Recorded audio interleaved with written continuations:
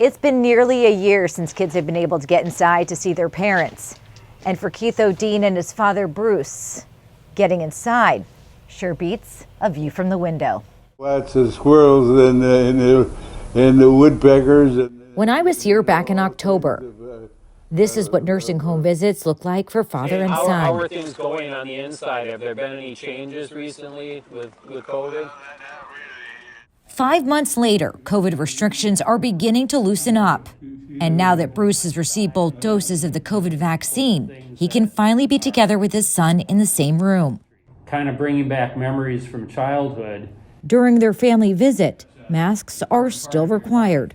You always have been so social and connected. And the hardest part for Keith and his dad, keeping the 6 feet apart. I'd love to come over and give you a great big hug. I don't know if the hug police would arrest me or not.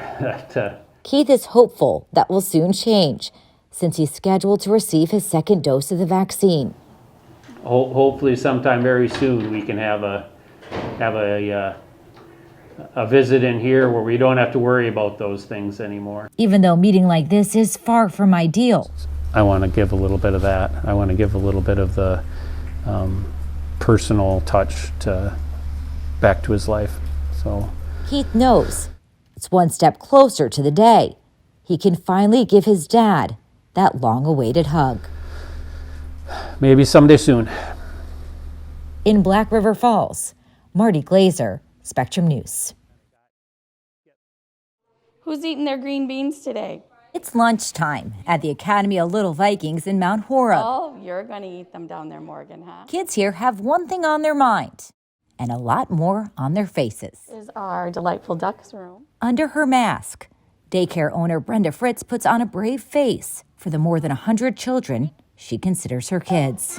That's awesome. Yet beneath the surface, she's still mourning her loss of the Little Cardinals Academy in Cross Plains. We were starting to make a difference in that community, but when COVID, did a hit to my knees, I couldn't run anymore. Brenda held on from May until November. We did get funding for COVID relief, but it wasn't enough to save my Cross Plains facility.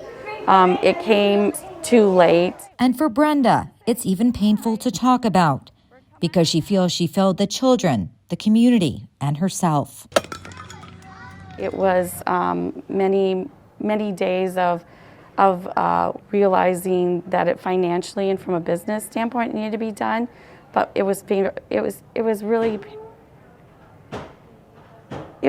hard to say that you'll be responsible for somebody's child and take that away. Brenda's not alone. The Department of Children and Families estimates 5% of Wisconsin's daycare centers have closed. And in an email response to Spectrum News, the Department of Children and Families acknowledged many programs are losing staff at an alarming rate, so much so that they cannot serve all the children they're licensed for. Child care programs cannot hire and retain all the staff needed to maintain state-required ratios and therefore keep all of their classrooms open. Without continued funding and support, the child care crisis will continue. Kids not getting that educational start from 0 to 7. And you may not see it here and now, but when those kids get to be high schoolers, that's where society is going to pay even more for them as they grow older. It's why for Brenda, daycare is more than a business. It's an opportunity to provide the future generation with consistency. Here at Jane's Cafe in Beloit, we're about 100 feet from the South Beloit, Illinois line. And customers inside say it's been the talk of the town for the last couple days. The thing that went through my mind was the firefighters. Sally Staniford lives off Prairie Avenue in Beloit. She didn't hear about the fire Monday morning. No, I seen up in the sky. As a massive fire broke out at Chemtool, a grease and lubricant manufacturer in Rockton, Illinois. It hit close to home. My boys were in this area because they do garbage route. Both my boys do. And they seen this explosion happen. Danielle Coplian was here working at the time. We were watching it for all day here, watching it out the window. And I didn't know what was going on. They said they went outside and they could feel the vibrations. It's scary. Marty Schoonover is a regular here. He's also a retired firefighter. You know, it's a dangerous place, so these guys are leaving their families to go fight something like that. Not any different than the military, you know, the military services. We want everybody to come home safe, and pretty proud of that fire chief.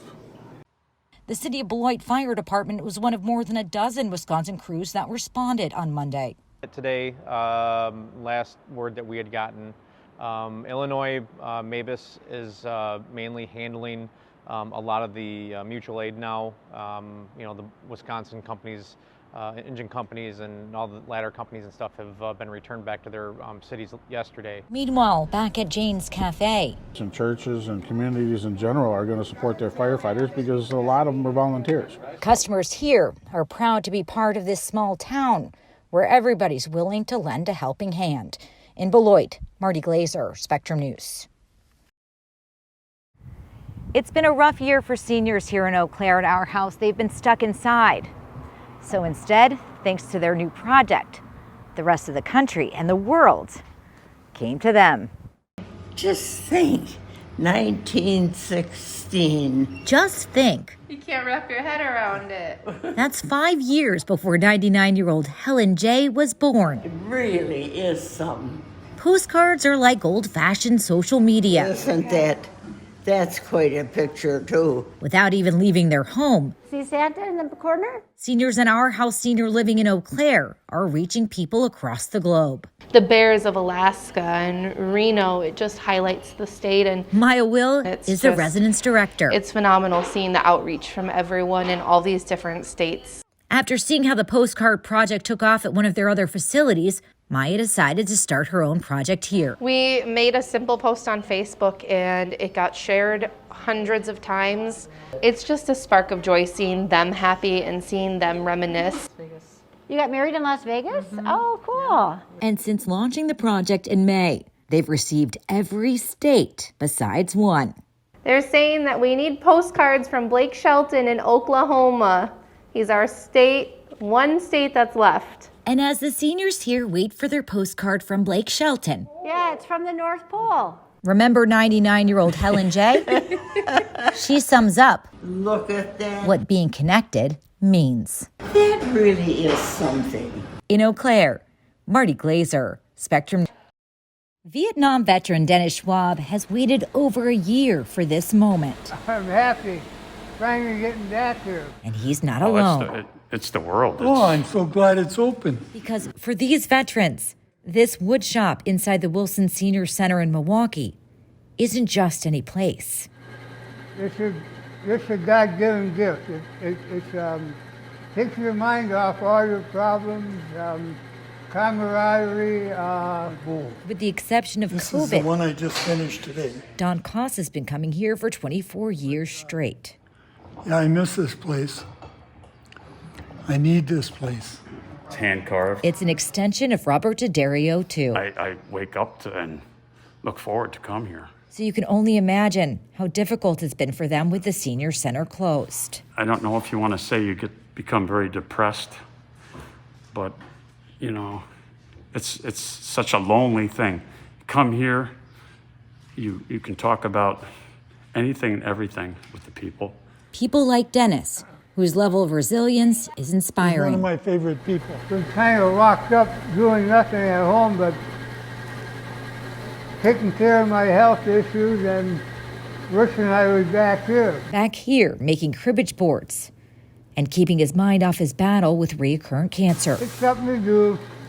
Even if it's not a sunny day, it becomes very sunny to me. Because for these veterans, being back here is what freedom means. Hey, Bob, come on. In Milwaukee, Marti Glaser, Spectrum News.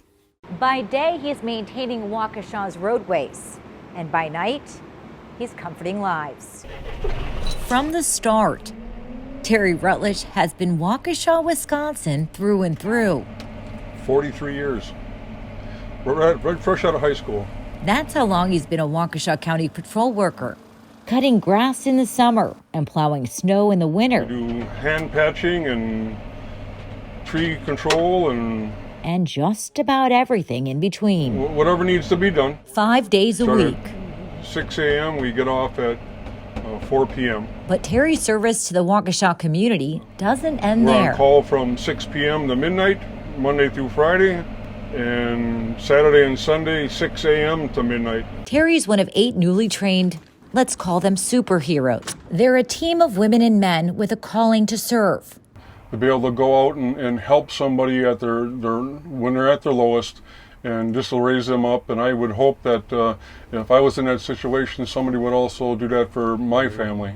They work alongside local law enforcement We have a blanket that we can give individuals. and are there to provide emergency emotional and spiritual care for victims of trauma. Kids that we can hand them. Instead of running heavy equipment and driving big trucks, it's about maybe taking a knee or taking somebody's hand just to comfort them. But it's the same amount of time, the same amount of effort, and it's being a servant to those that are in need. Currently, Terry and the other chaplains are working around the clock as the Salvation Army looks for more volunteers. We'll take as many as we could get.